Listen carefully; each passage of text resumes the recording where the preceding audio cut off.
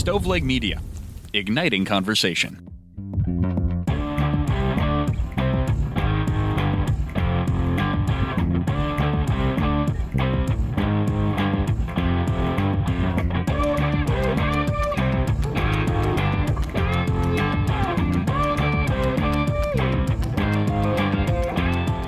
This is True Crime Cast. Jamie here with John, and the first time in what feels like forever with a big case. And I don't know, we're on a roll here of cases where I'm like, I can't believe we haven't talked about this yet. Yeah, man. Feels the same way for me. Hope you're doing well over there.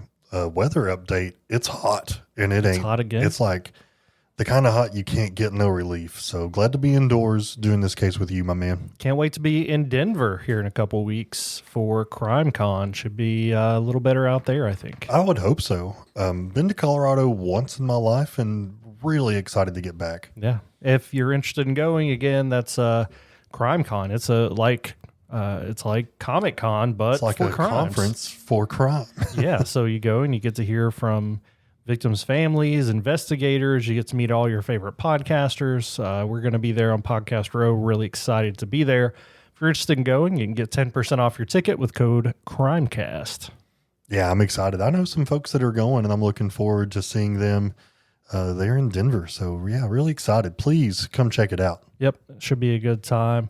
John, we have any new Patreon supporters we need to thank? Nobody new this week, but I do just want to remind you, if you haven't already checked out Patreon, for as little as $3 a month, you have access to all of our bonus episodes. You get a brand new bonus episode each and every month, and you get our regular content early and ad-free. Yeah, it's a great deal, and looking forward to, it's almost the 1st of September. So yeah, got a new one coming up soon. Then, yeah.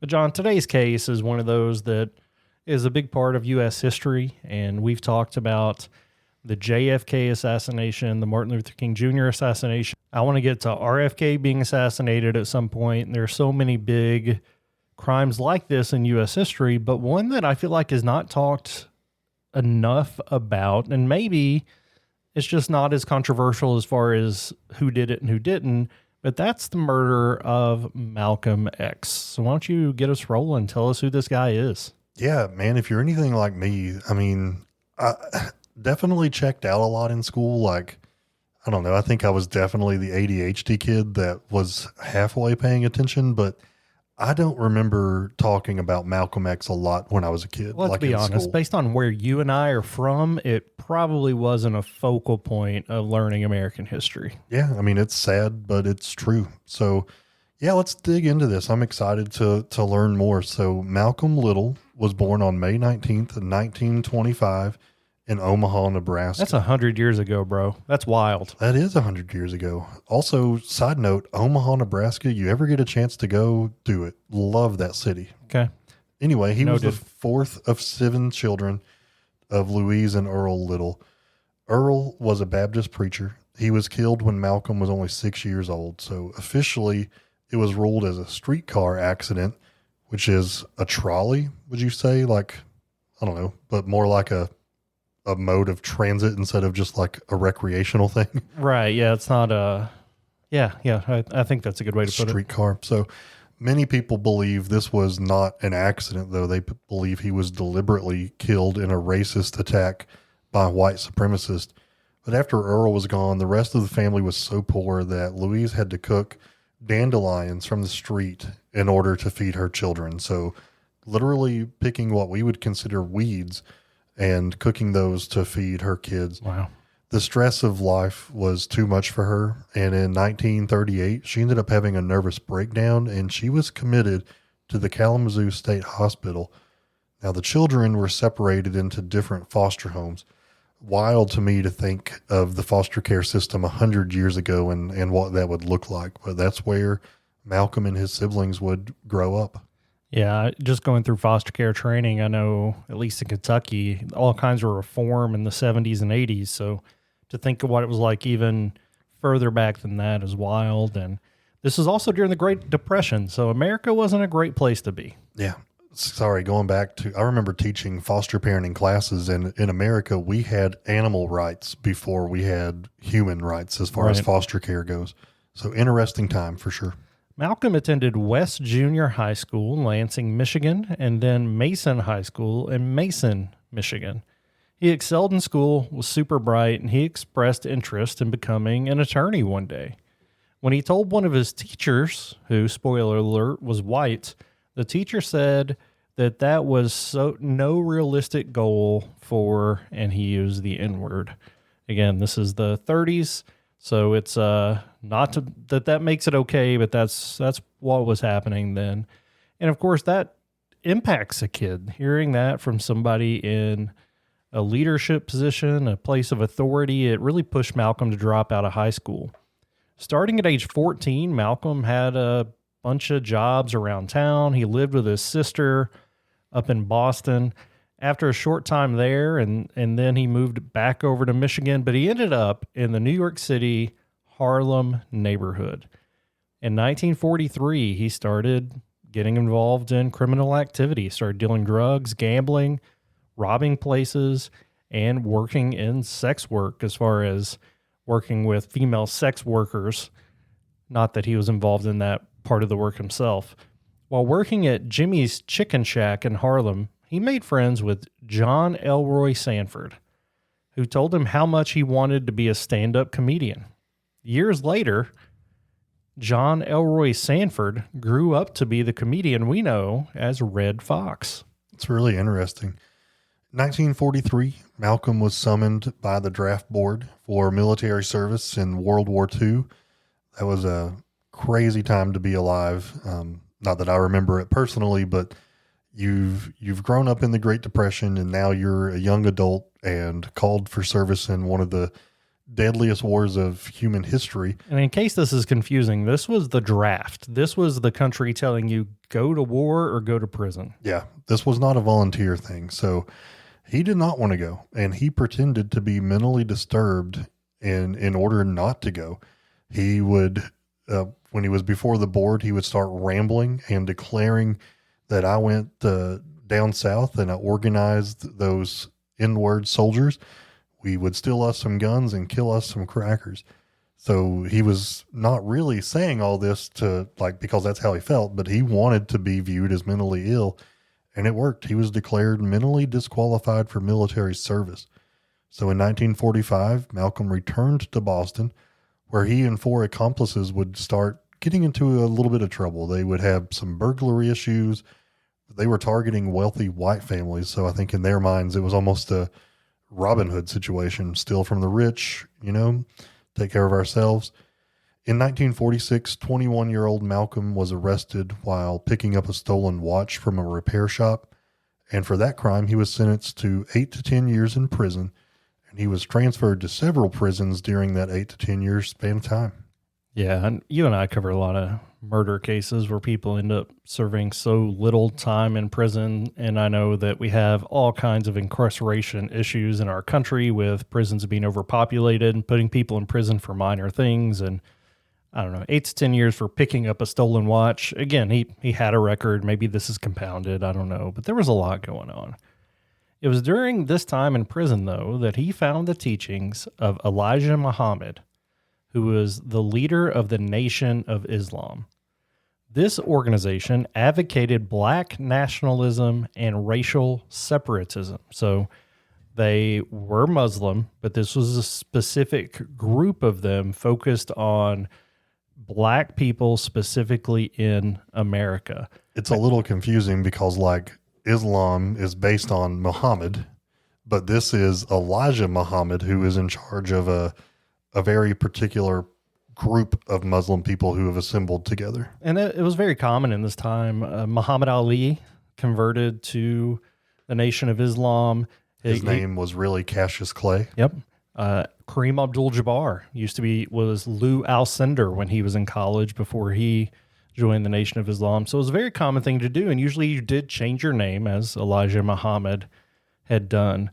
Malcolm could not get enough of this philosophy. He read everything he could get his hands on. So he started going by the name, and again, lots of people changed their name, but he chose Malcolm X, claiming that the X symbolized the African name that was stolen from his family when they were brought over here as slaves. In 1948, Malcolm wrote a letter to the leader of the Nation of Islam, again, whose name was Elijah Muhammad. Muhammad wrote back telling Malcolm to renounce his past, bow in prayer to God, and promise to never engage in destructive behavior again. The two continued their correspondence while Malcolm was in prison. Malcolm also wrote to President Harry Truman, expressing his strong opposition to the Korean War and declared himself a communist. This caught the attention of the FBI. If you just use the word communists, communism, socialism during this time, it was known as the Red Scare, another big historical era in America that I don't think we talk enough about. We joke often like, oh, you're going to be put on a list. Well, back then you were literally put on a list and your life was investigated. Yeah, very thoroughly. And I mean, we talked about in the Martin Luther King episode. I think that's part of what happened to him was his speaking out against the Vietnam War. After Malcolm X was paroled in 1952, he went to visit Elijah Muhammad in Chicago. And by June of the next year, he was named the assistant minister of the Nation of Islam's Temple Number 1 in Detroit. So he joined the Nation of Islam while he was in prison and quickly rose in the ranks once he got out. It sparked the FBI to continue looking into him even more, and they upped their surveillance on Malcolm X as he continued to gain a following and gain more power. In 1955, after one of his lectures, Malcolm met a young lady named Betty Sanders.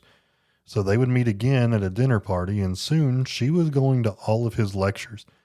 In 1956, she ended up joining the Nation, and she would change her name to Betty X. Because of their religion, they had some beliefs that would prohibit them from actually going on dates together just one-on-one, but they were allowed to socialize at events, and Malcolm would often invite Betty to his group, and then that's where they would be able to visit more. In January of 1958, Malcolm ended up proposing to Betty over the phone, and only 2 days later, they were married. So over the years, they would end up having 6 daughters. The last 2 were a set of twins who were born after Malcolm X died, and we're going to get more into that here in just a moment. There was one big incident in 1957 that continued to raise the prominence of Malcolm X, and that's when Nation of Islam member Hinton Johnson was beaten by 2 members of the New York City Police Department. Hinton and 2 others had seen officers beating a black man with nightsticks, so they decided that they were going to intervene and get the man away from the officers. When they did that, one of the officers turned and beat Hinton so badly that he had brain contusions and subdural hemorrhaging. All 4 black men involved were arrested. Malcolm was told about the incident, so he and a small group of men went to the police station to see Hinton. They originally wouldn't let Malcolm in, but a group of protesters outside grew to 500, so they decided it would alleviate the tension to allow Malcolm to come in and talk. After he spoke with Hinton, Malcolm insisted on taking him to the hospital. His injuries were treated, and he was brought back to the police station, now with thousands of protesters outside. Malcolm did all he could to have the 3 men bailed out, but when he was done, he addressed the crowd outside. He simply gave a hand signal, and the crowd dispersed. At that point, the NYPD also began keeping Malcolm X under surveillance, recognizing the amount of power that this man had over this large group of citizens. They also assigned some undercover officers to infiltrate the Nation of Islam to gain some more dirt on Malcolm and to have somebody on the inside to see what was happening. But Malcolm wasn't a man to hide things. He continued to grow in popularity, and when we get back, we'll talk about what that looks like going into the 60s.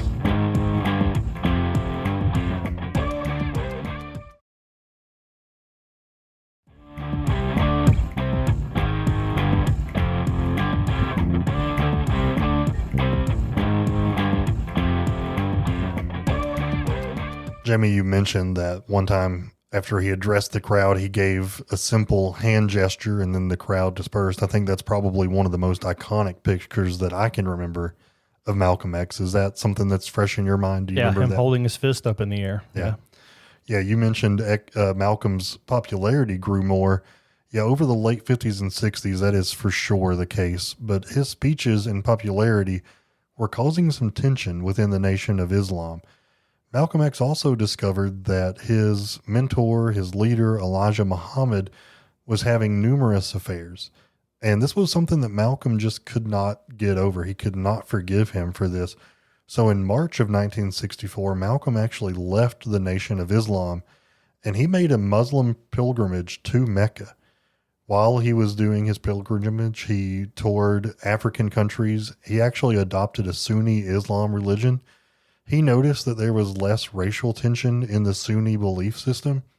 When he visited Ghana, he met his friend Maya Angelou, who was living there, and she said, quote, "He came to Ghana and said, 'I have found blue-eyed men who I'm able to call my brother. So my prior statement that all the whites were devils is erroneous. It takes an incredible amount of courage to be able to say everybody, you remember what I said yesterday? I have found out that that's wrong.'" And that's what he was doing. It was amazing, end quote. That was, again, by Maya Angelou. Malcolm wanted to form a new group that would reconnect African Americans more with their heritage. And that was kind of after that Mecca and pilgrimage that he did. Yeah, of course, this was not received well. I will say that our world would be a much better place if more people would admit they were wrong and that things could change and be better moving forward. But that's not a popular thing to do nowadays, let alone then. It's one of the oldest sins, pride. In June of 1964, Malcolm founded the Organization of Afro-American Unity, which advocated for black culture and identity. The organization also held that racism, not the white race, was the greatest threat to black Americans. Again, this is kind of a shift where Malcolm had been saying white people were the problem. Now they're saying that racism is the problem, and it's not inherently the white people that are the actual problem in society. This new movement Malcolm was starting was gaining popularity, and his more moderate stance were influencing the civil rights movement. Again, this is kind of in the middle of all of it in the 60s, right?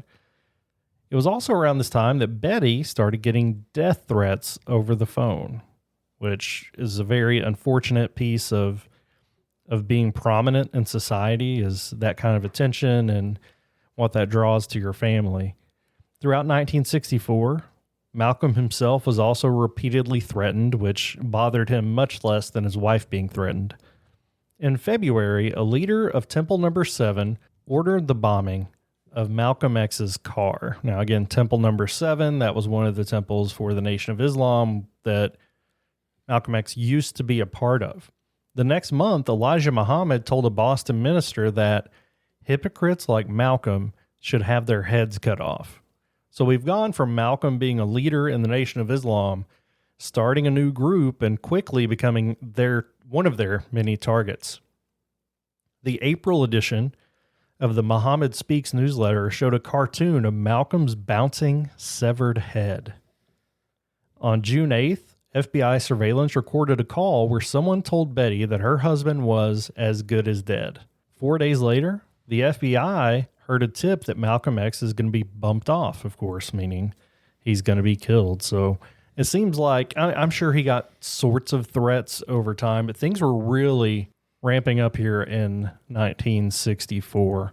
That same month, the nation sued to reclaim Malcolm X's home in Queens because they had been a part of helping him acquire that. They were ordered to leave the night before a hearing on postponing the eviction. The house was destroyed by a fire. So it seems like Malcolm X's world is really collapsing and getting smaller and smaller and more dangerous as time goes on. This kind of stuff is intriguing. I mean, it's my belief system that for, like, if I'm representing Christians, right, then I should expect persecution. But this is intense, man. This is crazy. I don't even know that there's enough of a security detail to make me want to go out and do the speeches like he was doing, even for my religion. On February 19th, 1965, Malcolm actually told an interviewer that the Nation of Islam was actively trying to kill him. And I think that was not a dramatic statement. I think this was actually happening because just a few days later, February 21st, 1965, Malcolm was going to speak to his organization of Afro-American Unity at the Audubon Ballroom in Washington Heights in New York City. And when he got on stage in front of 400 people, someone in the audience shouted the N-word and then would go on to say, "Get your hand out of my pocket." So as the bodyguards tried to calm the disturbance, there was a large man that rushed towards the stage and shot Malcolm X in the chest with a sawed-off shotgun. 2 more men would then rush the stage. These men were carrying handguns, and they continued to shoot Malcolm X. All the while, Malcolm's pregnant wife and 4 of their daughters were all in attendance, and they were sitting on the front row. So they literally had a front row seat to see their husband and father murdered. He was pronounced dead at 3:30 p.m. at the Columbia Presbyterian Hospital. Malcolm X was just 39 years old. His autopsy revealed 21 gunshots to the chest. Also, he was hit in the left shoulder, arms, and legs, including 10 buckshot wounds from the first shotgun blast. And just to say a little bit more about the mechanics of a shotgun, buckshot being shotgun shoot what is called a wad that comes out, and it scatters with tiny BBs, sort of BBs. And if it's sawed off, then that means it's going to have a wider impact. They're going to spread out further. So it's often done, A, to conceal it, but B, to make sure you can get to your target a little easier. And it's pretty common. And I don't know, anytime you're going to be in close proximity and trying to shoot something. Yeah, close range combat. They're really useful in like home security. Like if you're going to shoot from your house, it's easier to carry and casts a wider shell, like you said. Also illegal for the most part to alter a weapon in that way, but they make them that's like they small, look sawed off, but they're just smaller, made on purpose. So all that to say, there was definitely intent here. Obviously, with multiple shooters, one had this shotgun. The intent was that they were not going to miss. This was not a scare tactic. This was all hands on deck to make sure that they took the life of this young man. I don't know if I would have said 39 was young 10 years ago, but I certainly feel that way now. And it was a big, I don't know, it was devastating to all of his followers and really the culture of the country at that time. One of the gunmen ended up being beaten by the crowd before police arrived. Turns out that he was a Nation of Islam member known as Talmadge Hayer. And many people in the story have multiple names throughout their lives, so we're going to try to stick with just one for each of them. So if you Google these people, you may see, well, they're also called this or that. So witnesses identified the other 2 gunmen as also members of the Nation of Islam, Norman 3X Butler and Thomas 15X Johnson. At trial, Hayer confessed, but refused to identify the other assailants. He did, however, emphatically say that they were not Butler or Johnson. So he's trying to take all the blame here, or at least get the blame off of his 2 co-conspirators. All 3, though, were found guilty and sentenced to 20 years to life in 1966. In 1967, Hayer signed an affidavit saying that Butler and Johnson were innocent and that they were not his co-assailants in this shooting. In that affidavit, he names 4 other Nation of Islam members of Newark's Mosque, number 25, as other participants. That affidavit did not get the case reopened. As we see so often, it's really hard to get a case reopened, and kind of thankful that this didn't. The public viewing of Malcolm X went on for 3 days at Unity Funeral Home in Harlem. There were somewhere between 14 to 30,000 mourners, which is quite the range to say, but tens of thousands of individuals came to pay their respects to Malcolm X.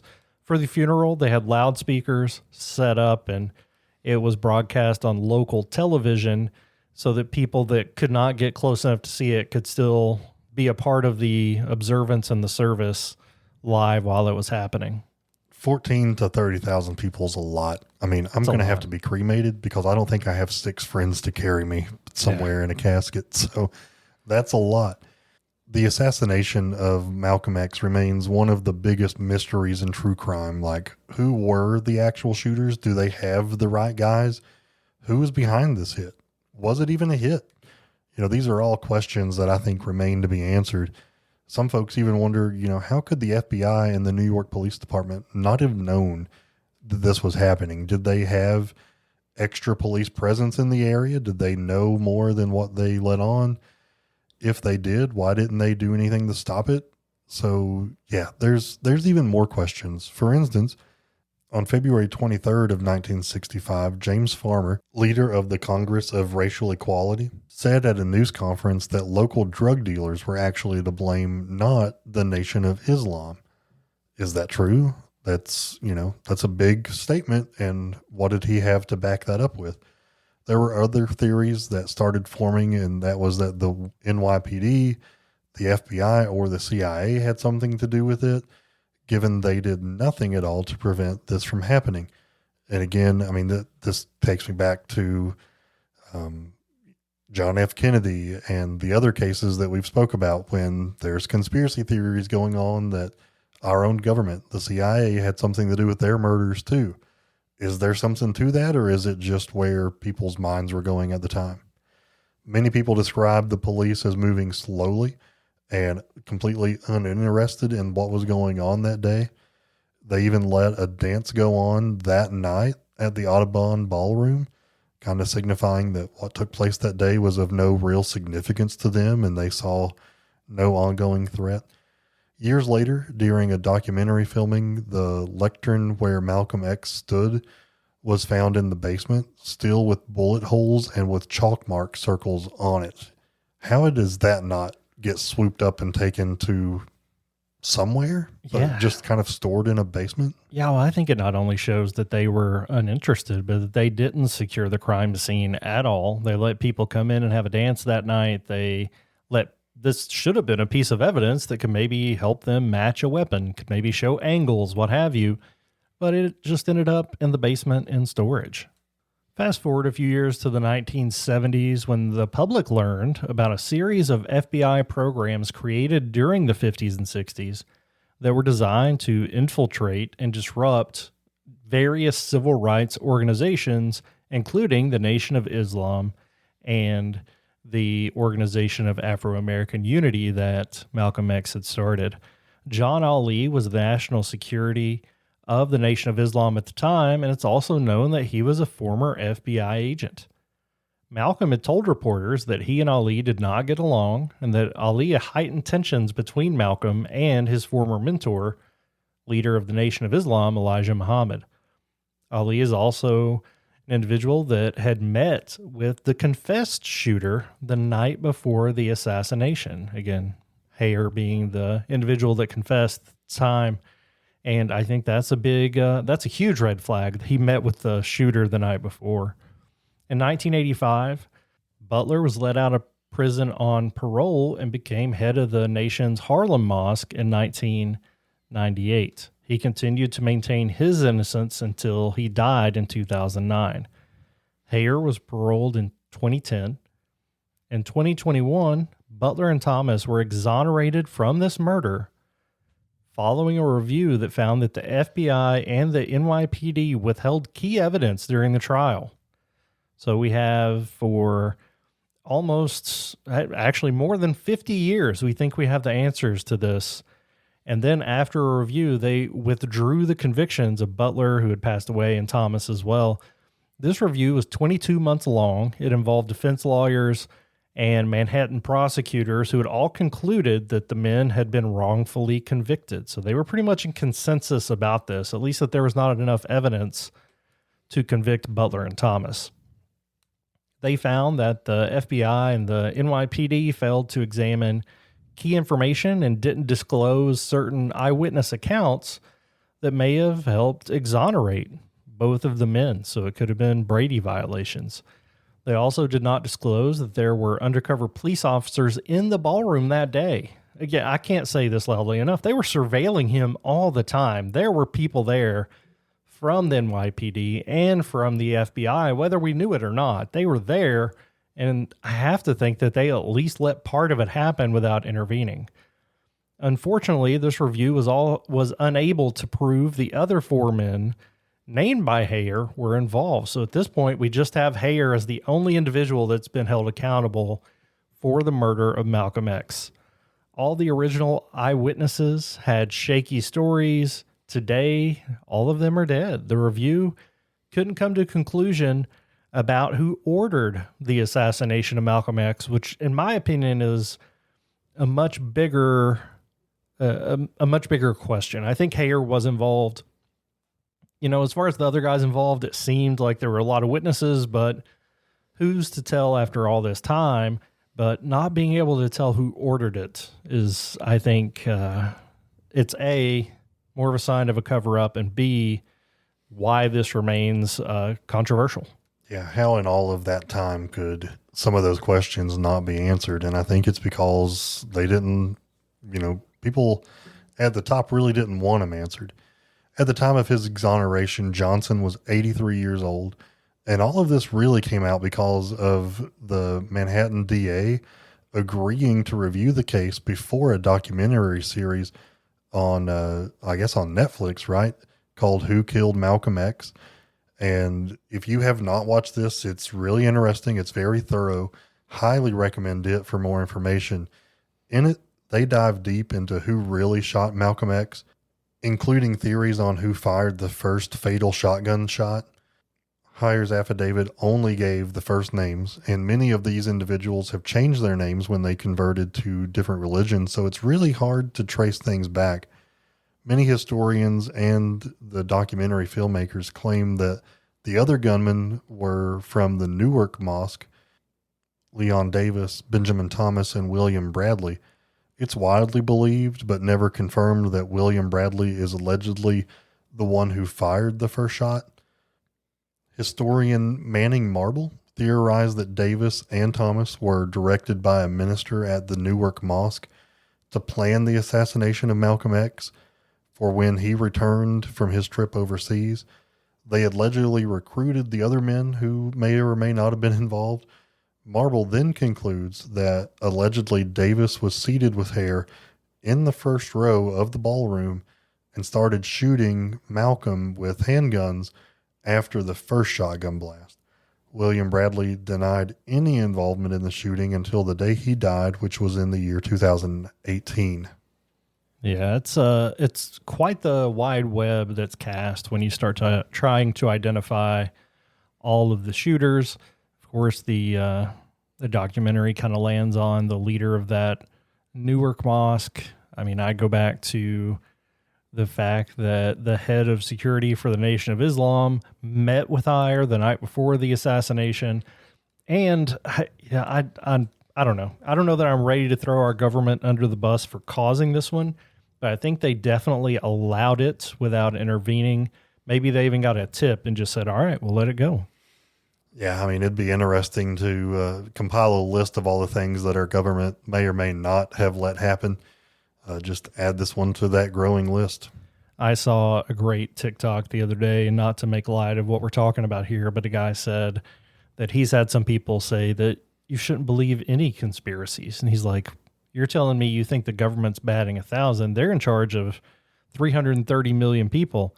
I'm a father of one kid, and I lie to him all the time. Like, you do sometimes because you think it's right to protect people. You do it because you don't want to look like a hypocrite. Like, our government lies about things. I think that's pretty clear. But what things are they lying about?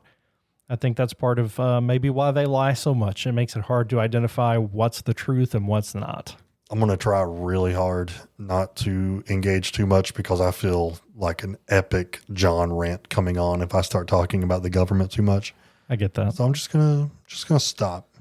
Yeah, certainly a tragedy. I think there's a lot more to learn here. There are certainly some films about Malcolm X. He has a fairly prominent role in the Muhammad Ali film with Will Smith as Ali.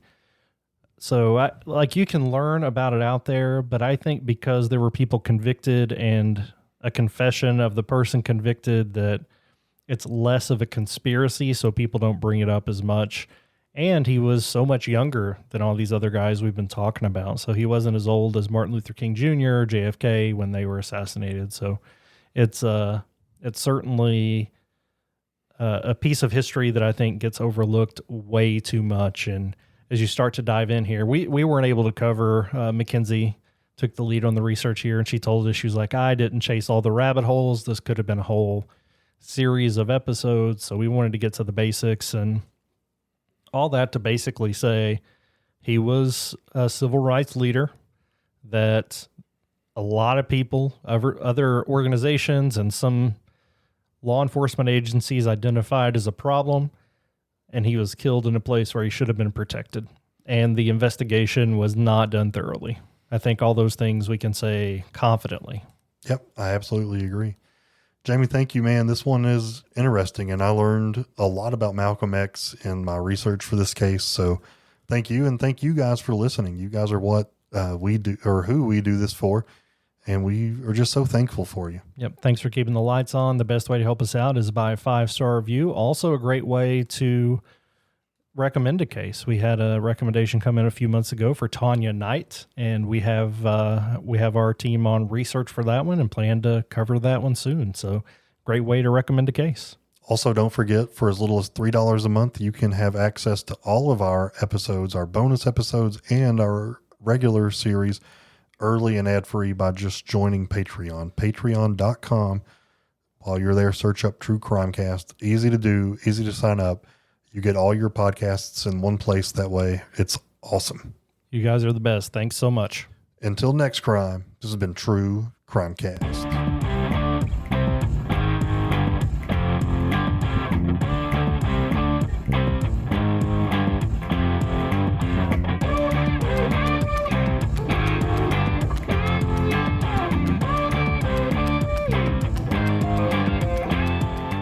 You've listened to True Crime Cast, distributed by Stoveleg Media. Check out stoveleg.com to find out more about your hosts and to find other podcasts to listen to. Stoveleg Media, igniting conversation.